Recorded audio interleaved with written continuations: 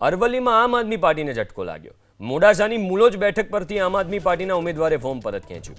આમ આદમી પાર્ટીના ઉમેદવાર આશાબેન પરમારે ઉમેદવારી પરત ખેંચી છે। આમ આદમી પાર્ટીના ઉમેદવાર આશાબેને કોંગ્રેસને ટેકો જાહેર કર્યો છે।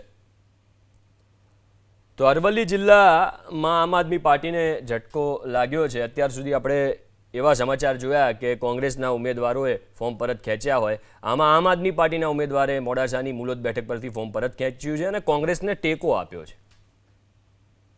રાજકોટના જેતપુરમાં આમ આદમી પાર્ટીને ઝટકો। પેઢલા બેઠક પરથી આમ આદમી પાર્ટીના ઉમેદવારે ફોર્મ પરત ખેંચ્યું। આપના ઉમેદવાર રાજેશ કોટડિયાએ ફોર્મ પરત ખેંચ્યું છે। જેતપુરમાં આમ આદમી પાર્ટીને ઝટકો લાગ્યો છે। પેઢલા બેઠક પરથી આપના ઉમેદવારે ફોર્મ પરત ખેંચ્યું।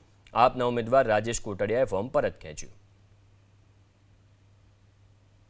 આમ આદમી પાર્ટીમાંથી ખેંચેલું છે। પાર્ટીના અમુક પ્રોબ્લેમના હિસાબે ફોર્મ પરત ખેંચેલું છે। એટલે શું કેવા પ્રકારનો પ્રોબ્લેમ છે? કોઈ મેં અમારા તાલુકાના ઉમેદવારનું મેન્ડેટ નહોતું મળેલું। અમારે નીચેના બીજા અમુક તાલુકાના સીટના ઓલા છે સભ્યો, એમાં બધે મિલીભગત છે, ઘણા પ્રોબ્લેમ છે એના હિસાબે।